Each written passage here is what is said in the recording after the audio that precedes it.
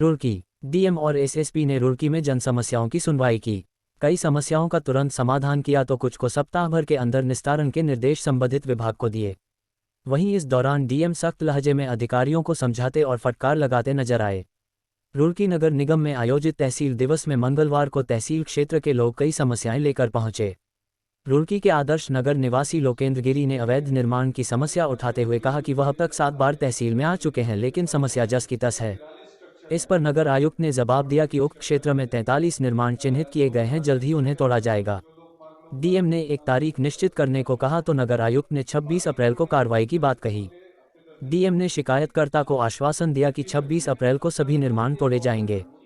वहीं रामनगर में जल संस्थान के ट्यूबवेल के मीटर से बिजली चोरी की शिकायत की गई, जिस पर डीएम ने जल संस्थान अधिकारियों को सख्त लहजे में आदेश दिए कि आज शाम तक बिजली चोरी का मुकदमा दर्ज करवाएं। उन्होंने कहा कि किसी भी कीमत पर एक भी यूनिट बिजली की चोरी बर्दाश्त नहीं की जाएगी। पार्षद प्रमोद पाल ने यात्री शेड बनाने, पार्षद राकेश गर्ग ने आवास विकास के मुख्य द्वार के पास हाईवे पर स्पीड ब्रेकर बनाने और पार्षद पंकज सतीजा ने खाद्य आपूर्ति विभाग से जुड़ी शिकायत की। पार्षद नीतू शर्मा ने सीवर के कनेक्शन की समस्याएं उठाए, जिनके तुरंत निस्तारण का आश्वासन डीएम ने दिए।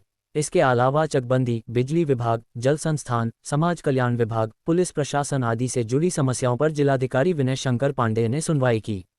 संबंधित विभाग के अधिकारियों को समाधान के निर्देश दिए। तहसील दिवस में आज जो पिछला तहसील दिवस हमारा ड्यू था उसमें मैं नहीं आ पाया था क्योंकि एक वीआईपी मूवमेंट हुआ था। तो आज करीब लगभग 2-2.5 महीने बाद मेरा आना हुआ। 46 शिकायतें आज प्राप्त हुई हैं और उन 46 शिकायतों में से 3 का ही निस्तारण मौके पर हम लोग कर पाए हैं। बाकी जो शिकायतें हैं उसका बहुत ही समयबद्ध ढंग से निस्तारण हो, संबंधित विभागों को इसके लिए निर्देश दे दिए गए हैं और हम उम्मीद करते हैं कि ये शिकायतें सही समय पर निस्तारित हो जाएं।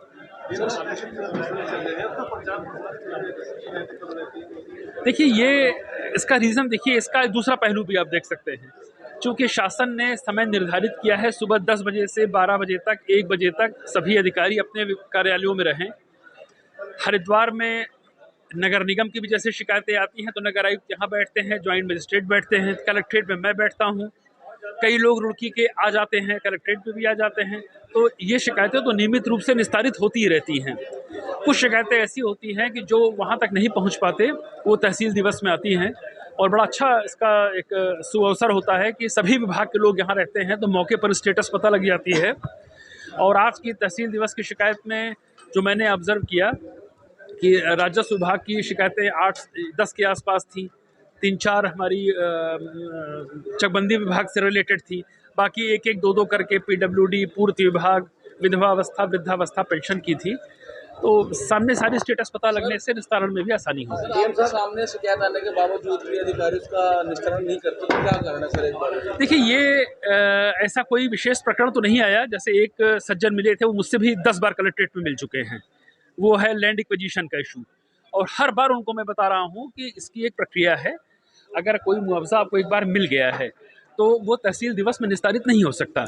अगर आप उससे एग्रीव्ड हैं तो आपको अदालत में उस मुआवजे को चैलेंज करना पड़ेगा। अब उसमें कोई 12 बार आ जाए, 13 बार आ जाए और कहे कि साहब बार-बार मैं जा रहा हूँ, निस्तारण नहीं हो रहा, उसमें क्या कर सकता हूँ? ये तो कुछ लोग 40 साल के वर्ष के होने के बावजूद 60 साल वृद्धा पेंशन ले रहे हैं।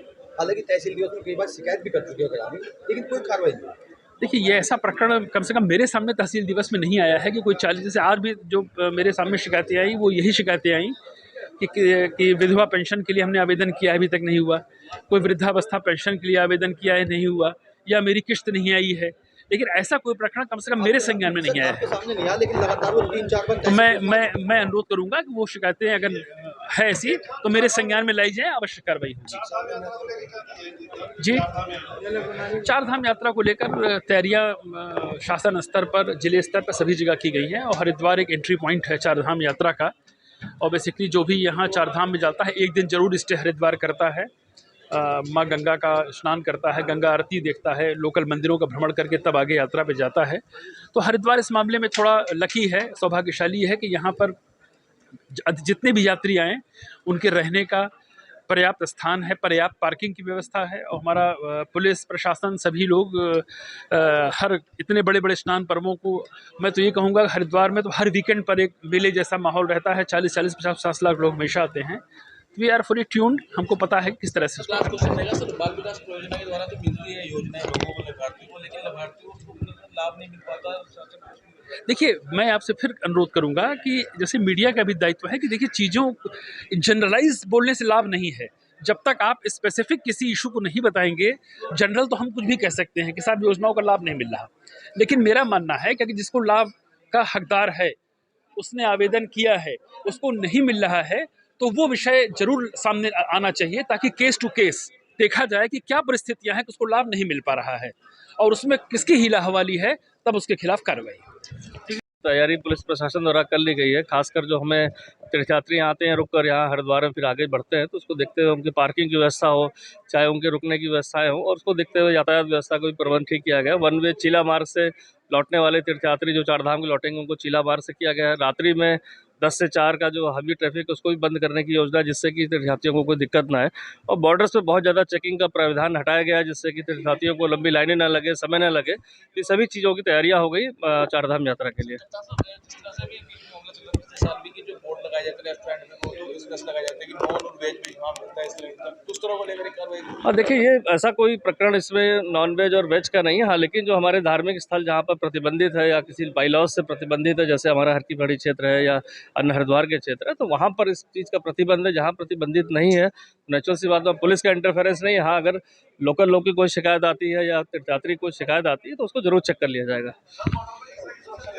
देखिए, मैंने स्पष्ट कर रहा हूँ कि बॉर्डर पर बहुत ज़्यादा तीर्थयात्रियों की चेकिंग का प्रावधान नहीं रखा गया है, क्योंकि वो इतनी दूर से आते हैं और उनको बहुत दूर जाना है, लंबी लाइनें लगती है, इससे उनको असुविधा होती है। रैंडम चेकिंग का प्रावधान रखा गया है, जिससे बीच बीच में चेक किया जाए, जिससे कोई संदिग्ध गाड़ी कोई सूचना हो तो उसको चेक किया जाए। लेकिन लगातार हर गाड़ियों को चेक करने से तीर्थयात्रियों को दिक्कत आती है, उन्हें काफ़ी लंबे समय बॉर्डर पर लग जाता है, इसलिए उसको बहुत ज़्यादा चेकिंग का प्रावधान नहीं रखा है।